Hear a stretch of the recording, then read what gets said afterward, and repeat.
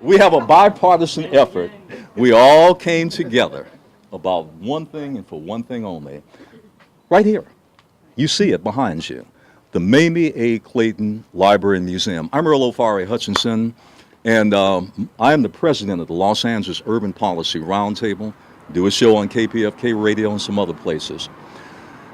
About 3 weeks ago, I am surfing a little bit on my Facebook page, and I see a blurb on my Facebook page from a small paper in Culver City. The blurb was, Mayme A. Clayton Library and Museum will close down. I said, wait a minute, close down? I can't believe this. And I'll tell you why in a second. When I saw that, I thought it was a joke at first. I said, this has got to be fake news. This has got to be somebody's idea of a late April Fool's joke. But I have to tell you, it was not the case, as we well know. So after reading the article, doing a little bit more research, I said the museum and library is actually threatened. Why is it threatened? It's been here 12 years. My understanding, going back when Yvonne Brathwaite Burke, and I know the history, when Yvonne Brathwaite Burke was supervisor, she cut a deal, worked with the library, and said, because they needed a place then, Mayme A. Clayton, may she rest in peace, bless her soul, had this fantastic collection of films, a treasure trove, a repository of this great history of African American films, literature, and art. I mean, it's a cultural treasure, something the world should appreciate, and we certainly appreciated it. Certainly I did, and many others. We knew at the time when Mayme A. Clayton, in her later years, she was very concerned. What's going to happen with this treasure trove? These films, libraries, this history that would be lost. So back to Yvonne again. She cut a relationship with her, and then, of course, the building. This used to be, for those that have lived in Culver City for many years, probably know, this was a traffic court at one time. How do I know it was a traffic court? When I got a traffic ticket, guess what? I ended up here in court. The building, after the court moved over to Santa Monica, the building was empty for a period of time. Now we come back to Yvonne. Had a relationship with Mayme Clayton, said, I value the films. It's going to be here. She donated, we thought at the time, we thought the building, a public building, county building, was donated to the Mayme A. Clayton Foundation. We thought in perpetuity for $1. Now, years later, the library is here. As we well know, tours, classes, workshops, literally thousands of people in the community, students, scholars, have come through here. It's been a great venue, a great facility. It's living history. So we thought that it would stay that way, at least as long as we're around, and maybe generations to come. Now, of course, as we well know, we found out year by year a lease. That's not the case. We found out a certain supervisor had an idea. The idea is take the building and make it, so they claim, a constituency center. I don't know how true that is. I don't know anything about that. That is the party line that we're hearing. It doesn't make any difference. The fact of the matter is, this is a fact. It's been here, it's stayed here, it's served a purpose in the community. We also hear something else. We hear that, oh, you have a university that has stepped in, California State University, Dominguez Hills. I happen to be an alum of California State University, Dominguez Hills. I know, and I have no problem with them. Oh, they'll take the collection. There's one problem with that. If you take the collection, you lose the building, you lose the facility, you lose the community access. You're not going to be able to walk in to Cal State Dominguez on the 7th floor on a building that's 10 miles back, paying God knows how much for parking. I mean, can you imagine community people going there to a library? It's going to be buried there. Here, the world can see it, can feel it, can touch it. It's here. So now we come to what can be done. I came out here March 31st. I did a Facebook live stream. I said one thing and one thing only. It's not going to happen. We are going to fight, and we're going to fight, and we're going to fight hard to save Mayme Clayton, to save the Mayme Clayton Library and Museum. We're going to fight hard. We're not going to roll over. I heard some defeaters say, oh, well, it's a done deal. The county, they own the building. No, the county doesn't own the building. You own the building. Do you pay taxes in the county? You own the building. We have to remind some people every once in a while. This is not your plaything. This is not your toy. This is not something that you can just say we're going to do something with. For some suspect, as we well know, Culver City is prime real estate, prime development real estate. This is prime property here. Could you imagine a developer coming in right here? Can you imagine? This is a gold mine for them. The fact of the matter is, it's not about dollars for us. It's about something else. It's about living, breathing, a beautiful history that has to be preserved. It's about a vision that a woman had decades ago when she started collecting those films in the back of her house, in her garage, in her little library. You've seen the pictures. She had that vision. And then you had some in the county that shared that vision and made this beautiful facility, centrally located, available. So it comes down to this. Are we going to lose this? Are we going to allow this to happen? No. Are we going to allow one person to say, I want this building for whatever purpose? Are we going to allow that to happen? No. I'm not a defeatist.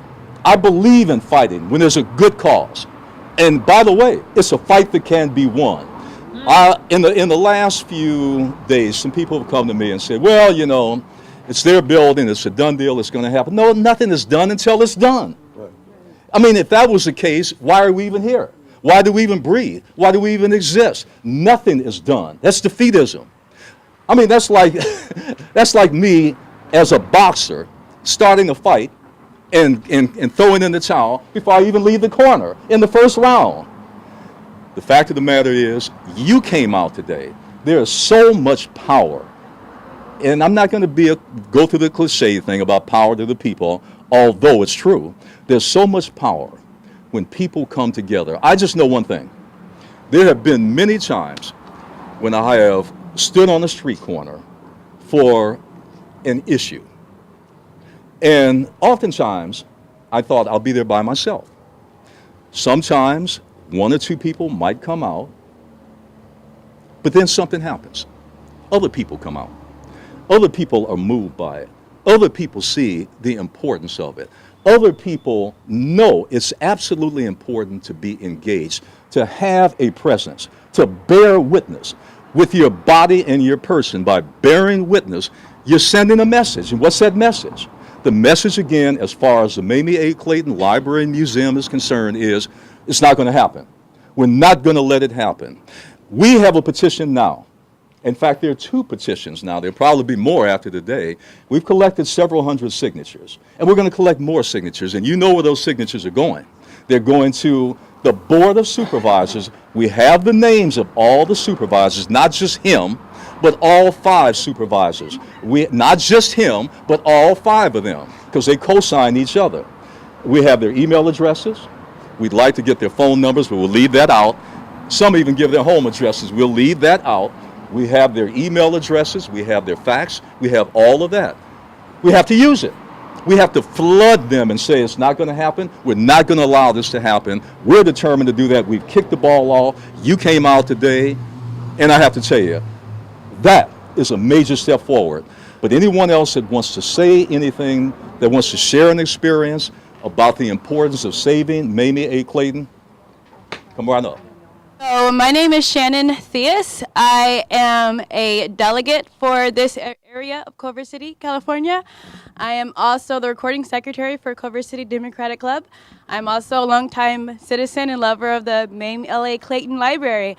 I actually came here 2 years ago with the Culver City Democratic Club and was blessed with a tour of the facilities. And just as a black female millennial, I have to admit that I find myself estranged from my own culture. And to walk through the halls here was there's an African term called Sankofa, in which you go back and get what you lost. And just walking through the halls here, I found myself experiencing Sankofa. I couldn't stop crying in a beautiful way just because I saw how the art informed so much of my personal experience and culture, and so much of my personal ambitions are actually shaped by the characters on the walls. I was actually shocked and surprised to go down one of the corridors to see the picture of my deceased father hanging Sonship Theus, and to see how intricate this museum is. They actually have a folder of my family here and the different members, and Lloyd opened that and showed we've been tracking you in in a negative sense, but we've been celebrating the legacy that you are a spawn of. I had no idea this was there happening. This is, just my own personal story. I was so uplifted and empowered, and it really did get me more involved in the community in the center. And that's just my own personal story. I keep encouraging other people to just come into the museum and let it touch you. You'll be so surprised by what you'll find within yourself while walking through the halls. So this is a gem. It's so rich with so much potential of empowerment for the individuals, and it's absolutely necessary to preserve. Yeah, actually, Earl, right after you convinced me to abandon my dream to go to UCLA, and I took off to go to Howard, Avery and I became real good friends. I even met Mrs. Clayton. I saw the pain and the struggle she went through to keep this collection intact. Avery took it to the next level, and unfortunately, he passed on untimely. But this collection meant so much. The film collection at one time was the largest collection of black films. She has some Phyllis Wheatley books in here. I mean, it just goes on and on. And she dumpster dived to get a lot of the books in this collection because UCLA threw them away. This museum is not just historical. I saw the sweat and the struggle that went into it to keep this place alive. And if I didn't say something today, I think Avery would turn over in his grave to know that I was here and didn't speak up on behalf of this place. So we can't let this get away from us. These were the people that in the 60s and the 70s I was influenced by. It was my culture too, not just African American culture. It was my culture too.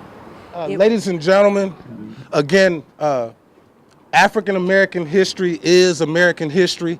I want to thank you all for the unified effort of coming together. Again, we can't do this alone. Yes, we do have the mayor of Culver City here, but I want to say that it's time out for politicians doing what they want to do and not having full disclosure. All right, it's time for us to stand up against Goliath and take a step.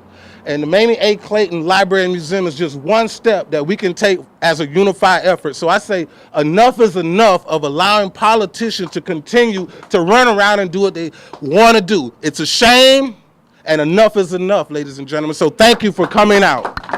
And speaking of the mayor, Ms. Mayor, we got on microphone. We love that. Mayor Salih Wells, not vice, the mayor. Yeah. Thank you for coming out today. We appreciate that. Well, thank you, and I agree. We have a responsibility as a community to celebrate, remember, and continue our history, especially African American history. Yeah. Mm-hmm. Yes, indeed.